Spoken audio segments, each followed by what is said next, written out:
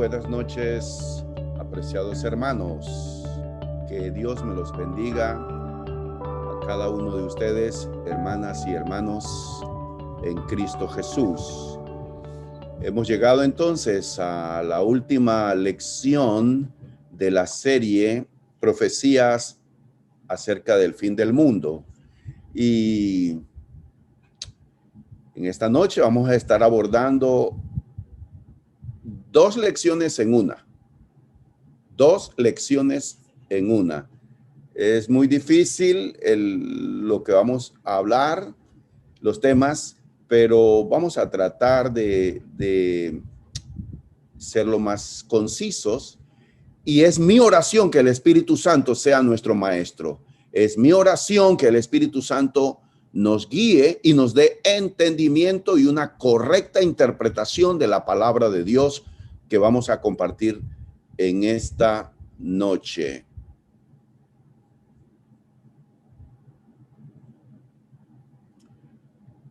Ok. Profecías del fin del mundo. ¿Están listos? Comienzo con unas palabras clave. En cada una de las 3 lecciones anteriores he hecho énfasis en palabras clave, dándoles el significado. Hemos estudiado 3 palabras clave. No las voy a repasar hoy, pero usted tome nota de estas 2 palabras que voy a agregar. Rapto. ¿Qué es el rapto? ¿Enseña la Biblia sobre ese tema? Miren, este tema ha sido motivo de películas en el mundo cristiano evangélico. Películas que hablan de personas que desaparecen. Van 2 en un vehículo y uno desaparece. Esta doctrina, la doctrina del rapto, aparece en el siglo XVIII. Óigase bien, esta doctrina aparece en el siglo XVIII.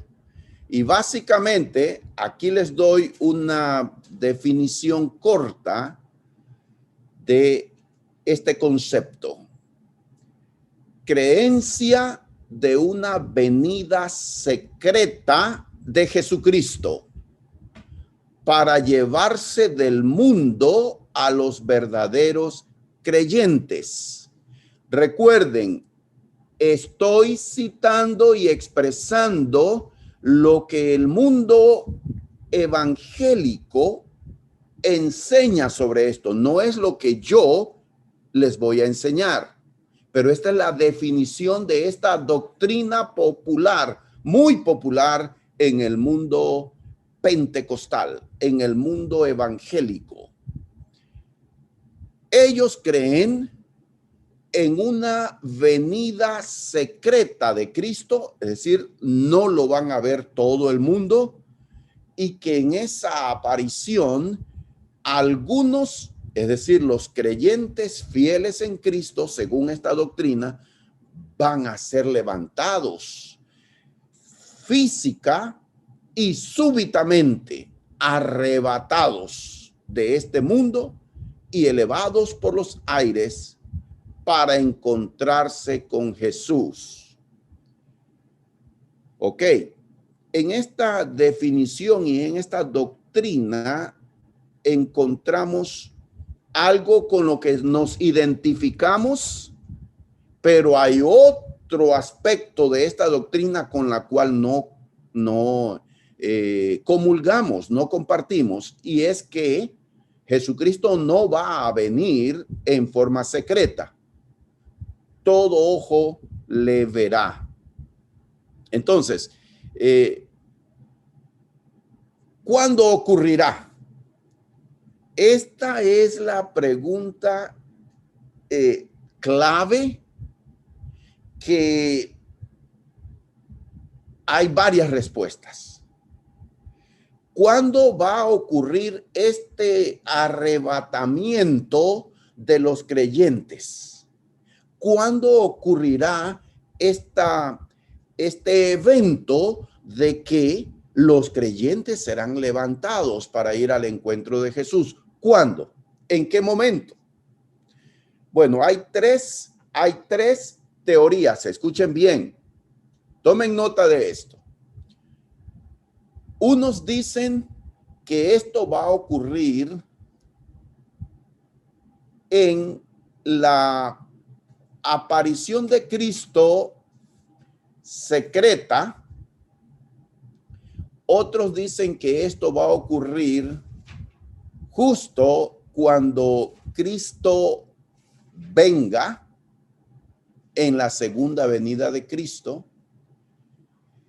Y la tercera habla de una mezcla, una combinación de estas dos explicaciones. Nosotros creemos lo siguiente, y tomen nota de estos textos bíblicos. Primera de Tesalonicenses, mira lo que dice Primera de Tesalonicenses en el capítulo 4, rápidamente, versículo 15, dice así: por lo cual os decimos esto en palabra del Señor, que nosotros que vivimos, que habremos quedado hasta la venida del Señor, no precederemos a los que durmieron. Porque el Señor mismo, con voz de mando, con voz de arcángel y con trompeta de Dios, descenderá del cielo, y los muertos en Cristo resucitarán primero. Luego nosotros, los que vivimos, los que hayamos quedado, seremos arrebatados juntamente con ellos en las nubes para recibir al Señor en el aire, y así estaremos siempre con el Señor. Noten esto.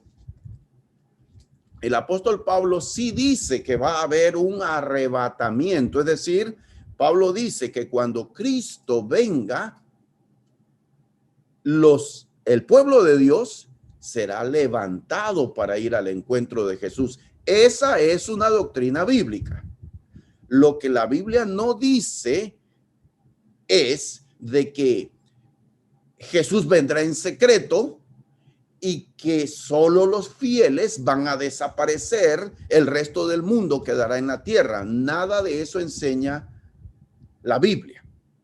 Noten ustedes en Lucas capítulo 17, a ver si nos alcanza el tiempo, porque tenemos mucho que hablar en esta noche. Lucas capítulo 17, en el versículo 34. Os digo que en aquella noche estarán dos en una cama, el uno será tomado y el otro será dejado. Y ese pasaje paralelo que tenemos, Mateo 24:40, habrá dos hombres trabajando en el campo, uno será tomado y el otro dejado. Habrá dos mujeres en la casa haciendo sus quehaceres y una será tomada y la otra dejada. Entonces, nosotros creemos que sí, como dice el apóstol Pablo en el texto que acabo de leer de Primera a los Tesalonicenses, cuando Cristo venga, todo ojo le verá. Su segunda venida no será secreta, será visible. Y habrá una serie de eventos que ocurrirán en un abrir y cerrar de ojos. Dentro de esos eventos está la resurrección de todos los muertos. Los justos resucitarán y recibirán un cuerpo glorificado. Los justos, el pueblo de Dios que esté con vida cuando Cristo venga, que no haya experimentado la muerte física, inmediatamente serán transformados sus cuerpos, y todos los justos resucitados y los justos que estén con vida, con cuerpos glorificados, serán levantados para ir al encuentro del Señor. Y luego vendrá el juicio. Estos eventos finales son los que la Biblia enseña. Entonces, parte de el glosario de palabras que yo deseo que ustedes tengan conocimiento o que dominen esta información básica es el tema del milenio, porque este tema también está ligado con esta doctrina, la doctrina de la escatología, los eventos finales. El milenio, una definición, escúchese bien, representa, y esto es lo que yo creo, mi convicción, esto va dentro básicamente de lo que las iglesias de Cristo enseñamos. Representa el milenio un largo periodo de tiempo. No son 1000 años literales, es un tiempo completo, un largo periodo de tiempo donde la iglesia no sufrirá persecución institucionalizada y será seguido por el regreso de Jesús. El milenio no consiste, óigase bien, en 1000 años de gobierno de Cristo en Jerusalén. No consiste en eso. El milenio no habla de la nación judía moderna siendo convertida al cristianismo y Jerusalén siendo convertida en la capital de el reino de David. No habla de eso el concepto bíblico del milenio. Esta es una doctrina que se ha desarrollado fuera de lo que la Biblia enseña. Cristo está reinando actualmente. Entonces, tengan esto en mente y este material queda también en el canal de la Iglesia de Cristo Panamá Oeste en YouTube y también ustedes pueden volver a verlo en la página de la Iglesia de Cristo en Facebook. Pasamos entonces a nuestra lección de esta noche. Quiero empezar diciendo que el destino del diablo fue determinado desde hace mucho tiempo. En el día del juicio final, el que está sentado en el trono dirá a los de su izquierda, Mateo 25:41, apartaos de mí, malditos, al fuego eterno preparado para el diablo y sus ángeles. Así como el cielo es un lugar preparado para el pueblo de Dios, según dice Juan, capítulo 14, los primeros 3 versículos, también el infierno es un lugar preparado para el diablo. Noten esto. El infierno es un lugar que Dios ha preparado para el diablo y sus ángeles, pero también ahí irán todos aquellos que rechazan el gran amor de Dios en Cristo Jesús. Continúo con nuestro estudio y ahora sí podemos abrir la Biblia. Usted puede abrir su Biblia en Apocalipsis capítulo 20, versículos 1 al 3. En la lección de esta noche, el milenio y el fin del mal, vamos a estar estudiando en los primeros 10 versículos de Apocalipsis 20. Apocalipsis 20, del 1 al 10, es el texto fundamental de nuestra lección de esta noche, el milenio y el fin del mal. Lean conmigo los primeros 3 versículos y en pantalla comparto la cita tomada de Dios habla hoy, la versión Dios habla hoy. Apocalipsis 20, versículo 1. Vi un ángel que bajaba del cielo con la llave del abismo y una gran cadena en la mano. Este ángel sujetó al dragón, aquella serpiente antigua que es el diablo y Satanás, y lo encadenó por 1000 años. Lo arrojó al abismo, donde lo encerró y puso un sello sobre la puerta para que no engañara a las naciones hasta que pasaran los 1000 años, al cabo de los cuales habrá de ser soltado por un poco de tiempo. ¿Qué pasaje bíblico es este? Quiero decirles que el libro de Apocalipsis, siendo un libro con muchos símbolos, no se toma literalmente la mayor parte de las veces, sino que los símbolos tienen un significado y una representación. Tomen en cuenta esto. No se toma el libro de Apocalipsis literalmente, está lleno de símbolos.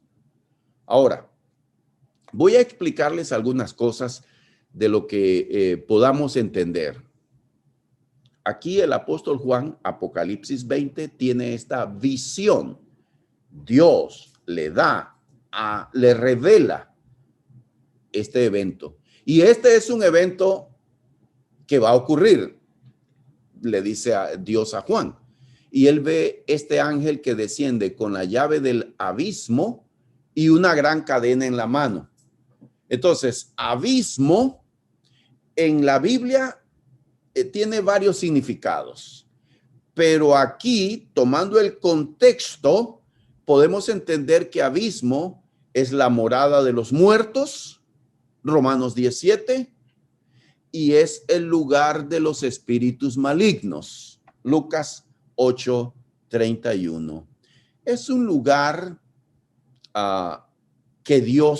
donde Dios ha encerrado a demonios.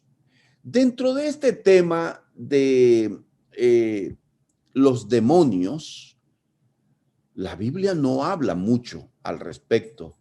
Hay cosas que nosotros no entendemos, por ejemplo, este lugar y cuántos están allí encerrados y en qué consiste.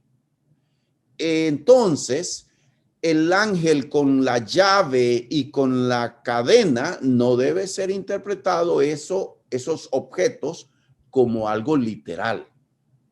Y el hecho de que Satanás, el diablo, es encadenado por 1000 años, hay que darle una interpretación espiritual. No es que él está con cadenas literalmente hablando.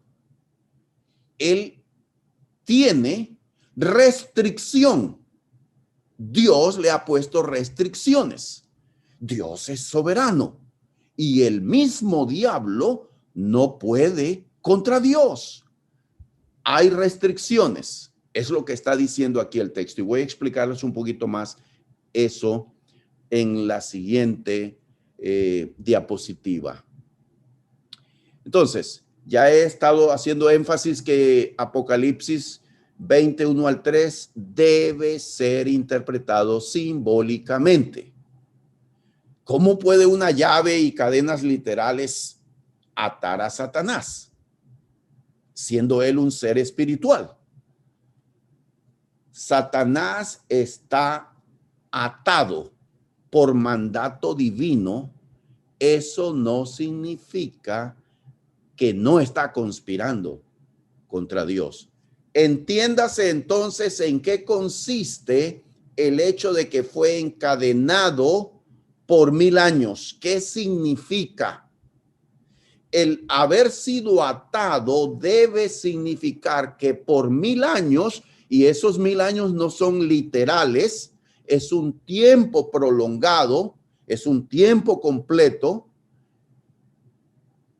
y en esos 1000 años, él no podrá llevar las naciones en batalla contra los santos para perseguirlos, contra la iglesia, tal como lo había hecho antes de ser atado.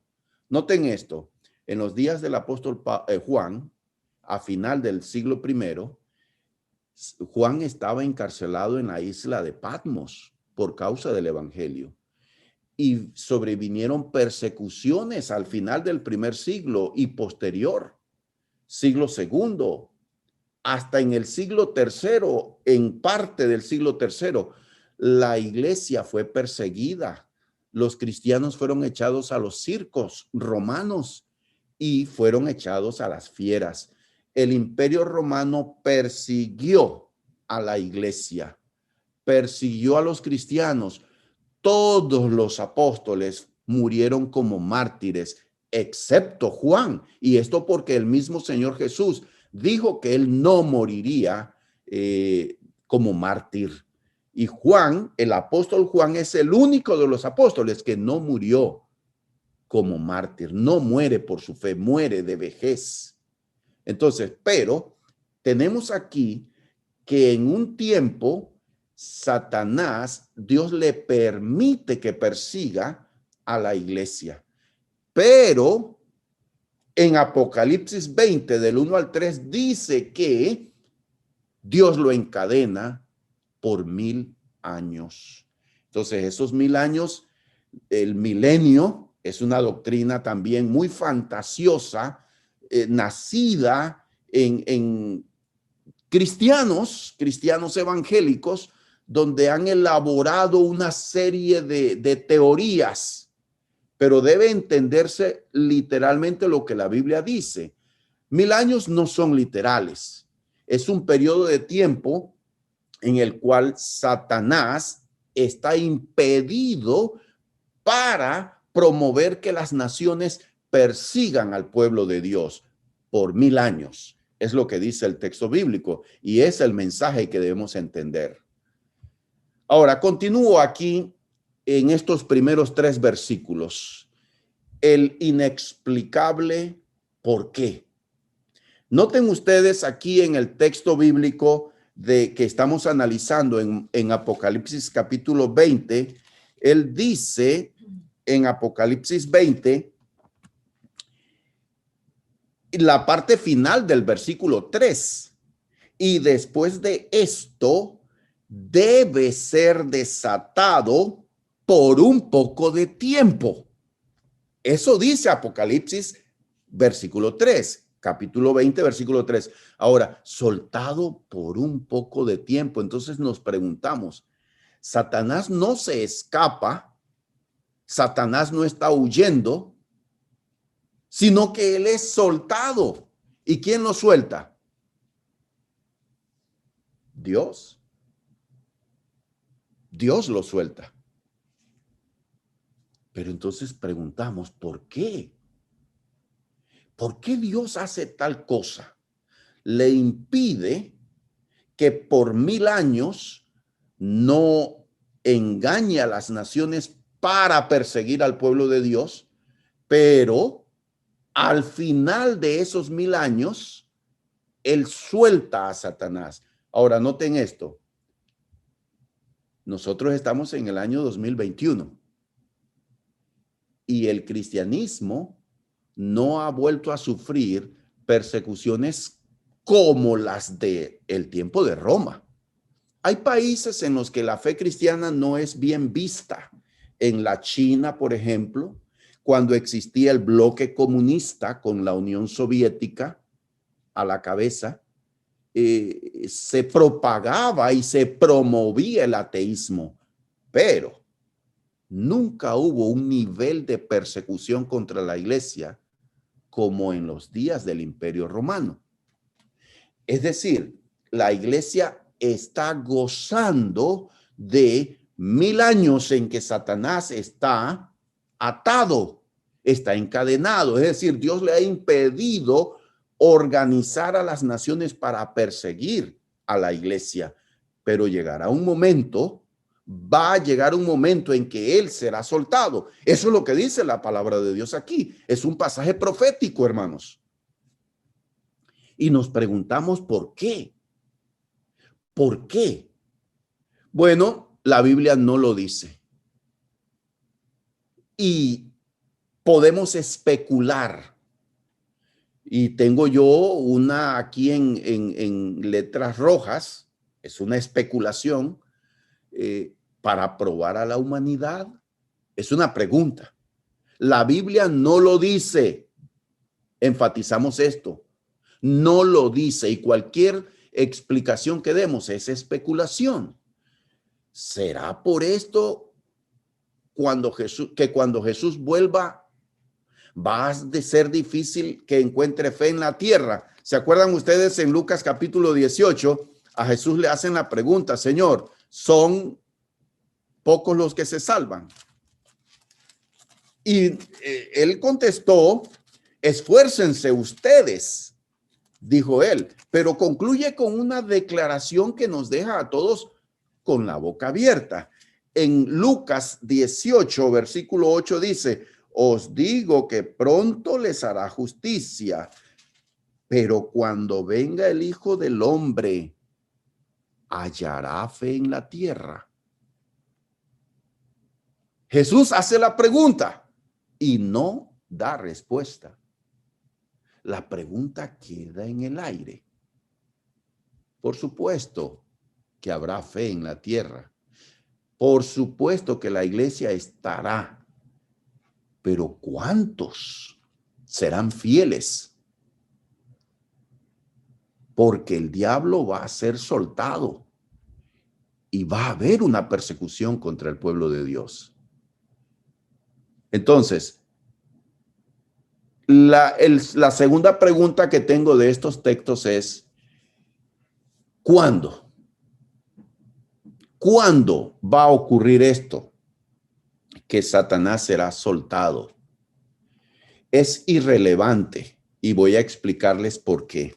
Algunos dicen que va a ser soltado justo antes de la segunda venida de Cristo. Justo antes de la segunda venida de Cristo. Personalmente creo eso. Satanás será soltado. Y fíjense ustedes, en el capítulo 12, versículo 12 de Apocalipsis, dice así: pero hay de los que viven en la tierra y en el mar, porque el diablo, sabiendo que le queda poco tiempo, ha bajado contra ustedes lleno de furor. Apocalipsis 12, 12. Yo hago una pregunta, hermanos. ¿De verdad estamos conscientes del gran poder que tiene Satanás? ¿De verdad estamos conscientes de esta realidad espiritual? Nosotros somos de Dios y el mundo entero está bajo el maligno. Estamos conscientes que el maligno, Satanás o diablo, Satanás significa acusador y diablo significa mentiroso. Entonces, creemos que este ser espiritual maligno y demonios que lo siguen, ¿de verdad están en este mundo conspirando contra el pueblo de Dios? Porque quiero decirles una cosa: el hecho de que Satanás esté atado, sí está atado. Yo creo que ya empezó el periodo de los 1000 años. Eso no significa que Satanás no está trabajando en el mundo para engañar a la gente en el pecado. Eso, el diablo está impedido de organizar a las naciones para perseguir al pueblo de Dios, pero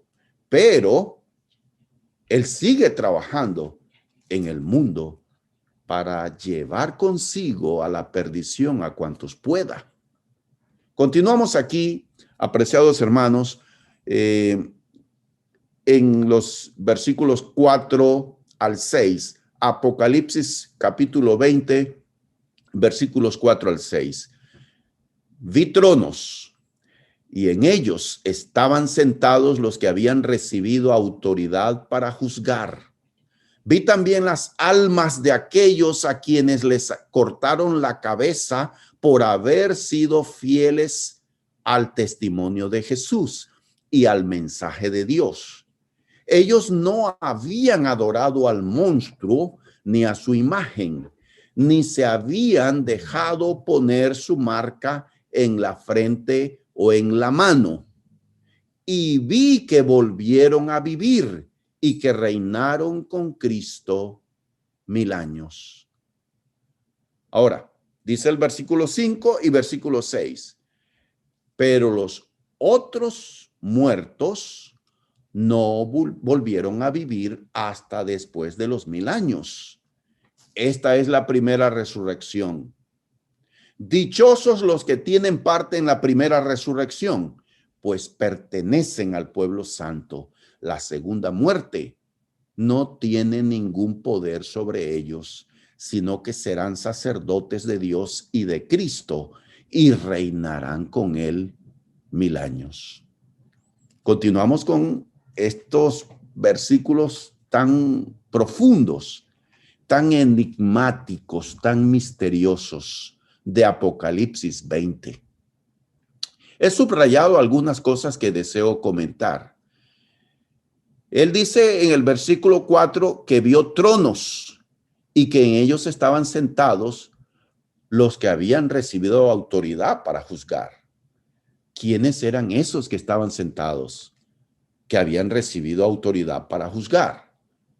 Pueden ser los apóstoles, juzgando como autoridades espirituales con Cristo, la autoridad apostólica. Nosotros en la Iglesia de Cristo creemos que solo hay 12 apóstoles, los apóstoles que Cristo mismo seleccionó. En las iglesias nuestras no tenemos apóstoles.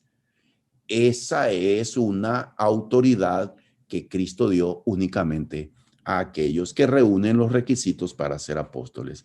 Pero también dice que él vio las almas de aquellos mártires. Y dice que esas almas volvieron a vivir y que reinaron con Cristo 1000 años. Quiero decirles, dentro de las teorías que expresa el pentecostalismo y el mundo evangélico sobre el rapto y el milenio, ellos también hablan de un orden de resurrecciones. Dicen que cuando Cristo venga y se efectúe el rapto, van a resucitar únicamente los fieles. El resto de gente no va a resucitar en esa primera resurrección. Pues la Biblia no dice que habrá un orden de resurrecciones. Quiero que quede claro en eso. En Juan 5:28, ustedes pueden leer ese texto. Juan 5:28 es categórico y este es solo uno de tantos pasajes que podríamos citar sobre el tema de la resurrección de todos los muertos. Dice Juan 5:28, es Jesús el que habla aquí. Dice, no os maravilléis de esto, porque vendrá hora cuando todos los que están en los sepulcros oirán su voz. Y los que hicieron lo bueno saldrán a resurrección de vida, mas los que hicieron lo malo a resurrección de condenación. Es categórico, habrá una sola resurrección para buenos y malos, una resurrección de vida para los fieles que han muerto en Cristo y una resurrección de condenación para los que rechazaron el gran amor de Dios. Eso lo dice la Biblia. No hay un orden de resurrecciones. Entonces ahora queda la pregunta, ¿qué significa esta visión que tuvo Juan de las almas de los mártires que volvieron a vivir y que reinaron con Cristo 1000 años? Ahora, en Apocalipsis capítulo 6, en el versículo 9, dice que había debajo del altar, en otra visión que tuvo Juan, dice así, Apocalipsis 6:9. Este es un pasaje paralelo a este versículo que estamos explicando de Apocalipsis capítulo 20, versículo 4, la parte final donde dice, vi que volvieron a vivir. No habla de que resucitaron. Aquí no habla de resurrección, hermanos. Es un sentido simbólico. Volvieron a vivir. Dice el 6:9. Cuando abrió el quinto sello, vi bajo el altar las almas de los que habían sido muertos por causa de la palabra de Dios y por el testimonio que tenían. Continuamos leyendo hasta el 11.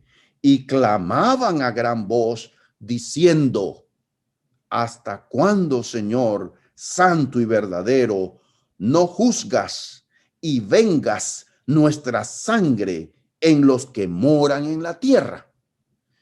Note esto.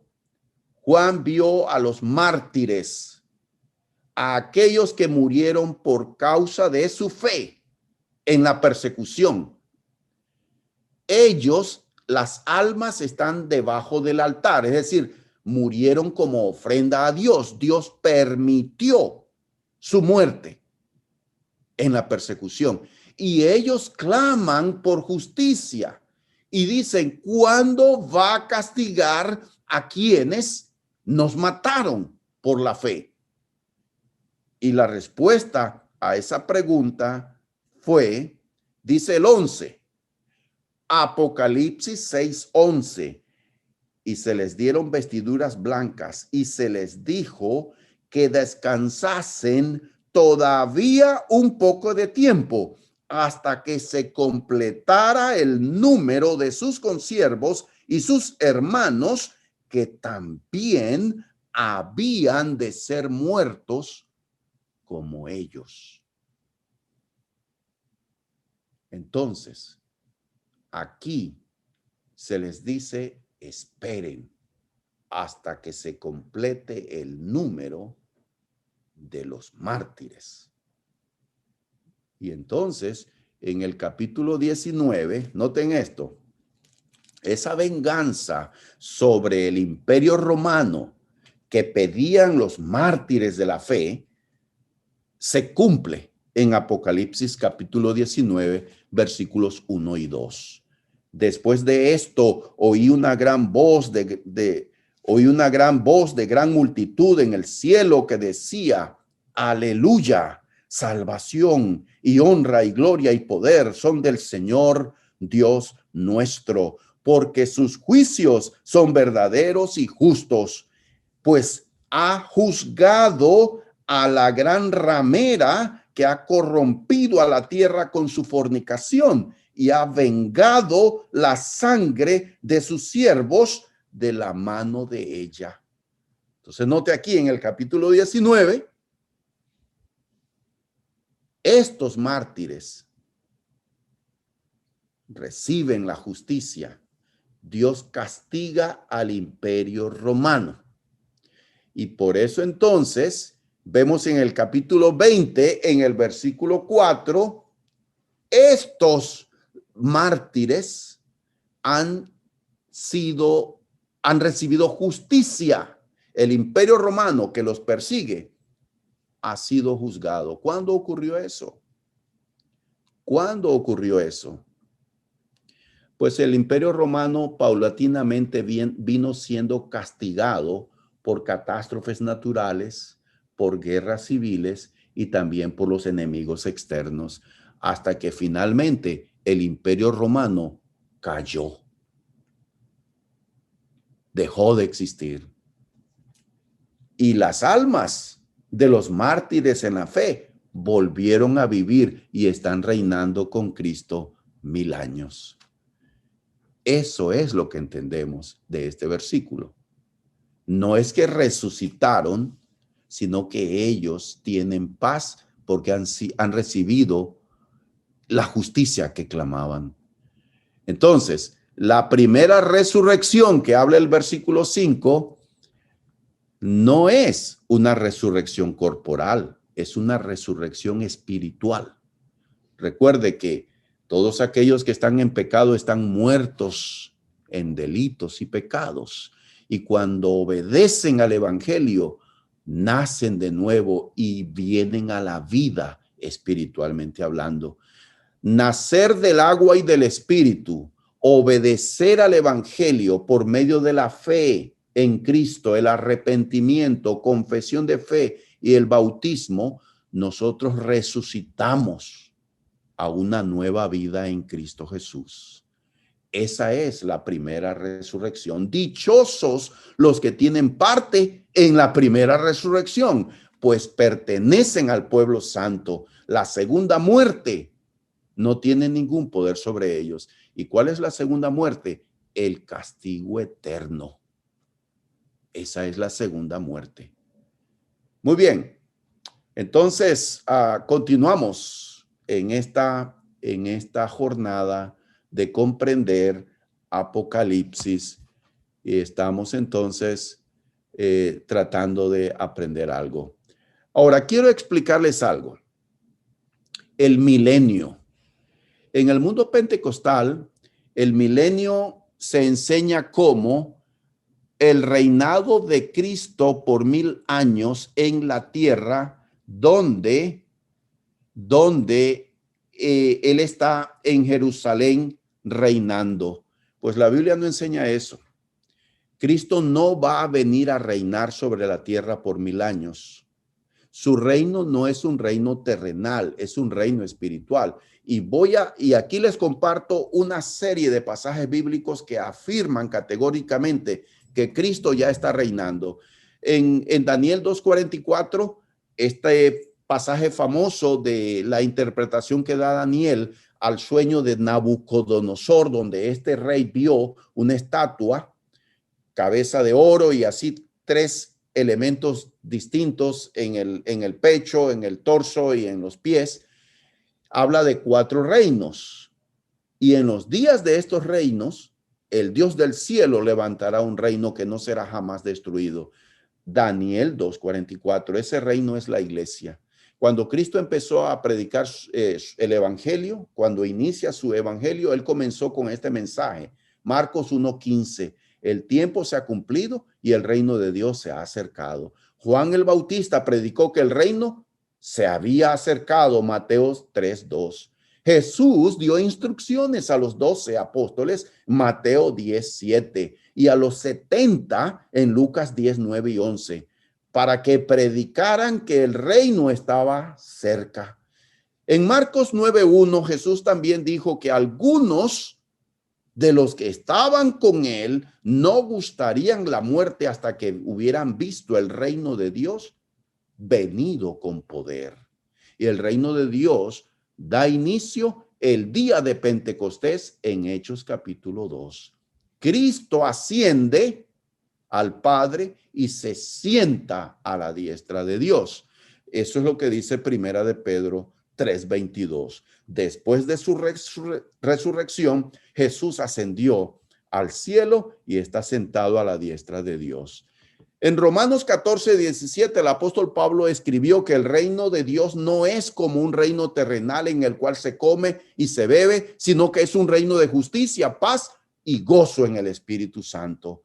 Y finalmente, Jesús da parábolas sobre el reino y la compara como una semilla de mostaza y como un poco de levadura. El reino de Dios tiene un comienzo pequeño, pero su impacto es grande porque trabaja en el corazón de las personas. Ese es el reino de Dios, la iglesia. Fíjense, algunos cristianos muy bien intencionados dicen que Cristo venía a establecer su reino, pero como fue rechazado por los judíos, dejó la iglesia en sustitución del reino. Nosotros creemos que la iglesia y el reino son la misma entidad. La iglesia es el reino de Cristo. Ahora, continúo con Apocalipsis 20 y tengo una pregunta. Desde el versículo 7 al 10, leemos, por favor, Apocalipsis 20, versículo 7 al 10. El importante, ¿cuál? Dice Apocalipsis 27, cuando hayan pasado los 1000 años, Satanás será soltado de su prisión y saldrá a engañar a las naciones de los 4 extremos de la tierra, a Gog y a Magog, cuyos ejércitos, numerosos como la arena del mar, reunirá para la batalla. Y subieron por lo ancho de la tierra y rodearon el campamento del pueblo santo y la ciudad que él ama. Pero cayó fuego del cielo y los quemó por completo. Y el diablo que los había engañado fue arrojado al lago de fuego y azufre, donde también habían sido arrojados el monstruo y el falso profeta. Allí serán atormentados día y noche por todos los siglos. Ahora, tenemos aquí una pregunta. ¿Cuál es el propósito de que fuese soltado Satanás? Pues el versículo dice que fue soltado para engañar a las naciones, dice el versículo 8, para engañar a las naciones de los cuatro extremos de la tierra, a Gog y a Magog.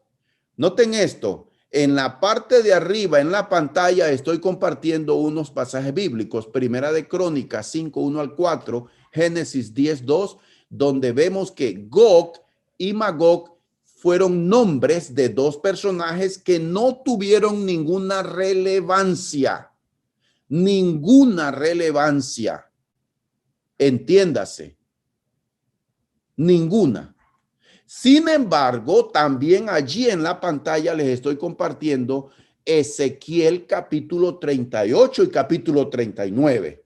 Estudiantes de la Biblia, ¿quieren saber quién es Gog y Magog y qué significa?